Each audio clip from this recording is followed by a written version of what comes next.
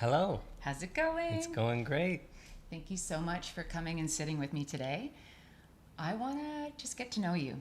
I want to get to know a little bit about you. If you can explain, well, first of all, you're a very good friend of mine now because we've known each other for a while. But can you start off by just telling us a little bit about yourself?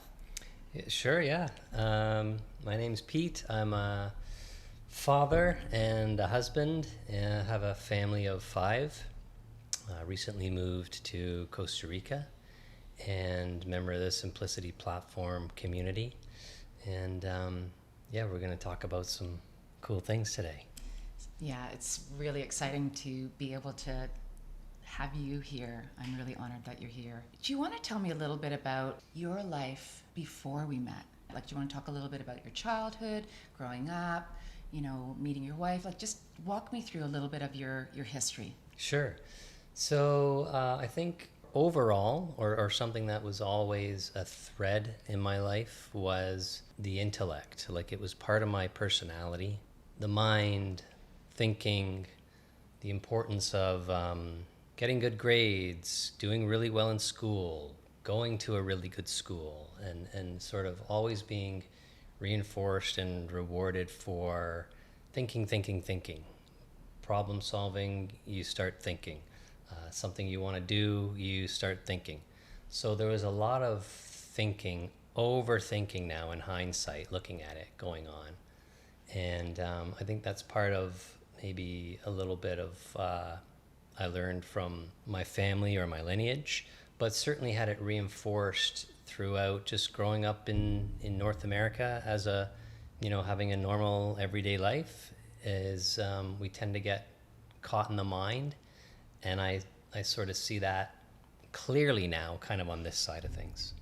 Exactly, like the pitfalls of what I see is like you literally live your life from there. A person starts negotiating their life, their decisions from that space, and they forget that they've got a whole system. They've got their heart, they've got their body, and so there are some pitfalls to it, I guess, right? What would be the pitfalls, would you say? Well, I think I remember you explaining it to me once, saying usually it's when you encounter something stressful or that throws you off or that you don't like, is that you said you shoot up into your head. And I think that's a great description of it. It's like you can be, in the moment and feeling okay as long as something doesn't get disrupted or everything kind of goes your way. And when it doesn't, the words you used were you shoot up into your head, and that totally is I think what the experience is. So the downside of that, there are many in my experience, but the downside of that is you immediately leave the present moment, and so you end up projecting or creating or running like what if scenarios, and then you end up trying to solve for those scenarios. But so much of that mental activity is what you're creating, like a created worst case scenario or potential outcome. So you kind of live and connect with that feeling, and then you try and solve. So you literally, felt like you're kind of trapped in the mind. You're missing what's in front of you, and you're missing a whole, I think, array of solutions or ways that things can unfold, because you've decided, okay, this is what I don't want, so how do I prevent this from happening? Yeah, it really limits. It limits. There's a real, like I call it, like you're getting locked into your head because it limits your options, because you can only see so far when you're in your head, because that's very what I would call like a lower frequency when you're locked into your head. And I want to talk about this because so many people in the world right now are suffering from it's intellect, but just being stuck in the mind. And so I see a lot of clients that come through here, and that's why I'm really happy that you're here talking about it. Is you can free yourself from that, because I see so many people, they're like, this doesn't make sense, it's not logical, and what a way to live, to always have to see through that lens. So for you, how did you you've really freed yourself from that space? You're so creative, you're now using your intellect in a way that is freeing for you and really fun and joyful. So what were the steps that you used to move out of the constricted lockdown of the intellect into what I call the enlightened mind? How did you get there? Well, I think there's probably a lot of ways to get there, but my path was more that there was certain areas of my life that weren't working, like continually not being shaped in the way that I wanted them to be, despite thinking I had a plan and thinking I had a way to create the outcomes I wanted. And I might be able to do it a little bit, but then run into a dead end. And after a while, you kind of, or I realized this way isn't working. And just kind of that sense inside of you that this approach doesn't feel good. Like it doesn't feel good to it's exhausting. It can have a physical toll. Like I suffered from some autoimmune disorders or diseases, and I think it was related to the mental spinning and the kind of the physical the constriction that gets caught up with that. And so I guess how I freed myself was I ended up suffering long enough that I realized there's got to be another way. And the intellect isn't, I don't think, a bad thing. It's just how you use it. And so that curiosity for me, which began in my mid-20s, I would always be consuming material about how does the mind work, and material about human potential and spirituality, and so a lot of people, I was one of them, would constantly be reading and accumulating knowledge and information on that and enjoying it and thinking I'm getting somewhere. And it did give me a good broad-based understanding, but working with you and your platform, you can arrive with that, but you have to kind of let that go and just go within and feel your way into this expansion. And what does it feel like to be in the moment, be in your heart, let the mind turn off, let go? All of those things is a really experiential thing, and it starts to feel good. For me, that was the first indicator. It started to feel less stressful, less busy up here, and life is a lot easier and more satisfying and rewarding and fulfilling and abundant in the heart space, with using the mind for things that it's made for and not for things that it's not. I guess the best way to put it. Exactly. And and it is a process. I mean, I talk about that all the time, but you've been here for a while now, and it's a process of really trusting and letting go. And like you dive into your heart, and then you take a look around, and then you just start trusting more and more and more. And like now you're in a space where you're really trusting that you want to live from here, where you're so creative. Like your creativity now is going to be off the charts, because you've really just opened up. Like we're all creative beings, but when we're trying to negotiate the head as well, it can sometimes dull the creativity. So you're now in a place where it's going to be so exciting for me to watch what you create. And watching your body, because when we relax and we come back into the present moment, our body can heal. So your body's healing beautifully. What about your family? Like, how have you found that this has helped your family? I just think I'm more present, Yeah, and available. exactly. So if there's needs that come up with my kids or my wife, I'm available for that. I can pause and address it, or even if it's beyond needs, if it's just something we want to do something, or we want to hang out or have a conversation, it's like I can be present for that without feeling like, okay, this is pulling from other important things for the family, like work or other projects that need to get done. It's like that internal conflict. That's the other thing, is the internal conflict, because there's always a million things going on. So that internal conflict is really debilitating, because you could be spending time at work and feeling like you should be with your family, then spending time with your family and feeling like you should be at work, and none of that is a experience in the present moment. That's all up here. Yeah. And that's what I mean when I say using your ability to think, or using your mind activity for things that it's good at, not for that sort of stuff that it just gets carried away with and almost kind of hijacks you. And for me, one of the amazing things is I get to witness you, with your family, with your children, with your wife. And what I really notice is you're present with them. Like they tuck into you, you're in conversation with them. There's a respect, happens back and forth. And I just, it's so amazing for me to watch a father act like that with their children, because they want to be with you, they want to talk to you, they value their time with you. And so to me, that is a big part of, you know, where you've come to with this, you know, this body of knowledge. And I wanted to talk to you also, like, what are the things you do on a daily basis? How do you sustain your frequency? How do you keep that you're still operating in your heart in the present moment and not getting back up into that construct of the mind? What do you do? In terms of, I guess, daily rituals or practices, I'm always up early. I'm usually the first or second person up in the house. It's usually either me or my wife, and those moments are really important for me, because it's dark out and it's quiet, and I like to start my day with coffee. So I will just sit and really relax. Like, it might be 20 minutes. It's just kind of relaxing and kind of enjoying starting the day with something I really, really like. And solitude is part of that. Mm-hmm. And so I like interaction and social interaction probably as much as the next guy, but I also like my alone time to just kind of be deliberately in the moment with less kind of physical inputs. And allowing myself to do things that I really love. Like, for a long time, I didn't play tennis, which is my favorite sport. I've loved it since I was like 10 years old.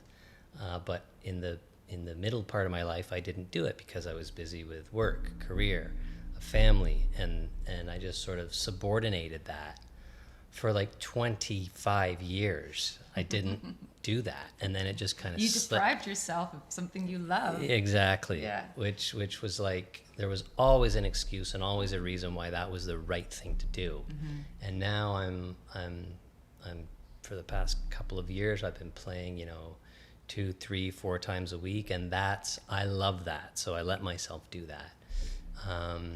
And throughout the day when I'm doing work, I do most of my work during the day, and I try and stay present and be present with what's unfolding in front of me. So whether I'm working on something creative or some sort of solution or project, or whether I'm collaborating with someone, or whether I run into a problem or an issue, I just find that it's not really deliberate. I just find that I'm naturally able to catch myself or remind myself, hey, stay present here. This may or may not be a problem, and a solution or some other idea that's going to come along and make this easier, make this better, make this get to the outcome faster, is probably right on the horizon, but I'm not going to see it if I'm shot back up into my head again. So I just try and use the daily activity of things as reminders, really, to stay present. And I found that hard to do for a while, but it's like everything else. If you do that for long enough, suddenly it starts to become reactive, like part of your DNA, your structure, this kind of the way you approach things. So you've got your life back. Like, you're on course again. You've got your life back where you're flowing again. And what kind of stuff have you taken advantage of in the Simplicity platform? How have you found that space has been able to support you in all of this? Yeah, so definitely harmonic resonance. So every morning, that 11 or so minutes, just setting aside a time and trying to attend that when it just naturally works. And then if not, knowing that I've always got a replay. Mm-hmm. I'm really, really super fortunate, and something that's a huge part of this is my wife is so supportive and so like leading the way on the importance of this kind of work. So that helps when you have a partnership, when you have someone that is kind of walking the same journey. It's hugely, hugely supportive. And tap-ins, I've had a lot of tap-ins over the past few years with you, those short little sessions where, you connect. And the ongoing courses like immersion, the waves, just those programs where it's usually once a week, there's like a teaching, like an online teaching. And that's just super helpful for like a recharge, like a constant spiral back into, okay, we're going through the fundamentals, and now we're gonna go out into the world. Then we're back in the next week, and we're circling back, and then we're going out into our life. So that's super helpful. Yeah, so you've taken advantage of almost everything actually in the space, and everything feels like a niche and a desire for you. Like the tap-ins are great because we get the one-on-one time to talk, and the class, it's great because the more you do that immersion class, the deeper you're going into your heart. It's like amazing for me to, like at the beginning when you're taking it, it's like, okay, this feels good, and then it's like each time you come in, it's like, wow, like this man's really like you're the embodiment of like a guy who's like that, what I call the divine masculine, where you've decided that you're gonna be sovereign, and you're gonna be authentic, and you're gonna be like, you're free. And it's just amazing for me to see it. Like I see it in your eyes, how clear they are. I see it in how relaxed you've become, and it's just you taking advantage of everything that's here. So, and now we're friends. So like, how good is that? I know, yeah. That's great. Yeah. Very fortunate. We're neighbors. I can't believe it. So Yeah. So is there any like words of advice that you'd give to any men out there perhaps, or any people that, you know, lived from that logic? Like, is there anything you want to end with here? Yeah, I think an important thing is to understand that and this is probably as applicable to women, but from my perspective, it's certainly applicable to men, is like there's that tendency to say, okay, here's the goal, here's the outcome, we got to figure it out and get there and lead the people that we love to that place. And that's a great trait, and you have to do that if you're a man, for sure, because you do run into things where you have to take control of the situation. People are counting on you. But it's what I said earlier and maybe didn't elaborate on, which is using the mind for what it's for. So if there is something that needs to get done, or something that requires some planning or some strategy or some forethought or some decision making, that's fine. That's what the intellect is really, really good at. But it wobbles out of control if you kind of leave your heart space to just use your mind exclusively. And the way that I always kind of know that is, I'm just super honest with myself. If I'm running a scenario or spinning, I just kind of say, okay, where's the fear energy here?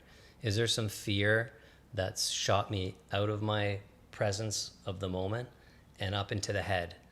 Because the head loves to sort of be in that survival mode and use fear as a motivator. And so I just try and say, okay, what am I really afraid of here? Pull it back, and that kind of brings me into the heart space, and then I can think clearly about solutions, outcomes, projects, ideas, things that need to get done, for example, without being consumed by it, without being a victim of that really high energy, almost like hyperdrive mental faculty that can take over. Yeah, it's like your brain on steroids. It just goes. Yeah. It short circuits. Yeah. So I guess at the end of the day, it's that one doesn't have to live that way. It's possible to break free from that, and it's possible to be a man, to be strong, to lead your family, and to lead it through the heart. Yeah, 100%. 100% it's possible, and it's something that I like insist on, you know. And there's no more, I'm going to suffer my way through this to demonstrate something, you know. It's more like some things may be difficult or hard or unpleasant, but that's fine. But on top of that, you don't need to add suffering as like some sort of badge on your way through it. It's like you can deal with difficult things without depleting your available resources by thinking you need to suffer along the way. Exactly. It's the end of suffering. That's the world right now. That's what we're going for here, is that we can, everyone can shift their lives. It doesn't matter what construct you come from, intellect or, you know, a sick physical body, whatever it is that you're running from, you don't have to do that anymore. We don't have to suffer. There usually is a little bit of suffering at the beginning, is what I find, because that's what brings us to our knees. And then that's actually, that suffering moment is where we catapult. I don't want to do that anymore. And that was for you. I don't want to do that anymore. And so now it's like you've reclaimed yourself in a way that really works for you and is working for your family and is working for me as your friend. Yeah. And thank you for all, I see the countless hours and the energy that you put into this work, Yeah. and your books and your platform and your team. So thank you for doing all that and getting this knowledge and information and program out there. Thank you. Thank you so much for talking today. I really appreciate it. It means a lot. My pleasure.